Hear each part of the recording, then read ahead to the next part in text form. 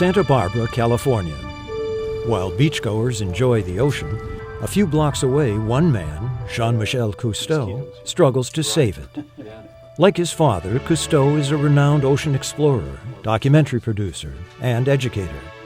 But from father to son, the stakes have changed. To show beautiful creatures in the ocean is great, but I don't think it wakes up people who can make a difference. And now, on to adventure. So Jean-Michel Cousteau awakens us, shows us pristine Pacific islands, and visitors there donning sterile clothing so not to bring contaminants ashore. He shows us stunning marine life, but also this. Lighters coming from all over the world.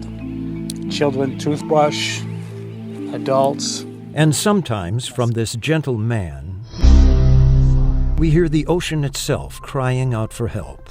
In the Gulf of Mexico, the sea itself is in flames. Our technology of past solutions has failed us. His point? We are choking our very life support system.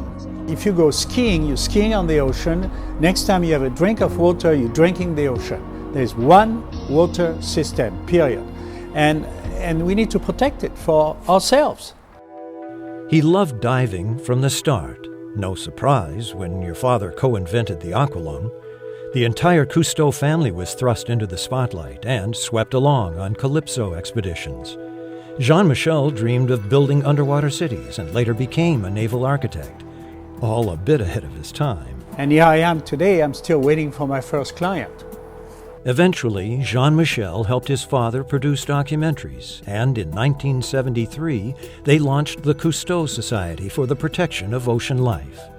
There, Jean-Michel's interest turned to education, especially of children. It would become his way to pass on his father's legacy. How can you protect what you don't understand? I mean, that's what it's all about, is to make people understand. So, when Jean-Michel founded his own Ocean Futures Society in 1999, its core mission was education, through books, magazine articles, web-based content, and speeches. I think my father would be proud of every one of you. We're doing justice to the ocean.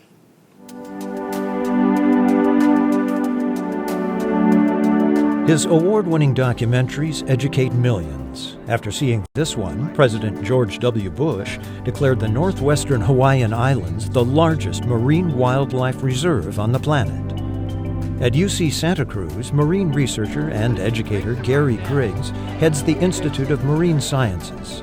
He considers Jean-Michel a powerful ally. He is the ocean. He's the voice of the ocean. And when you hear that from him, you believe it, because he's been doing it since he was a little kid.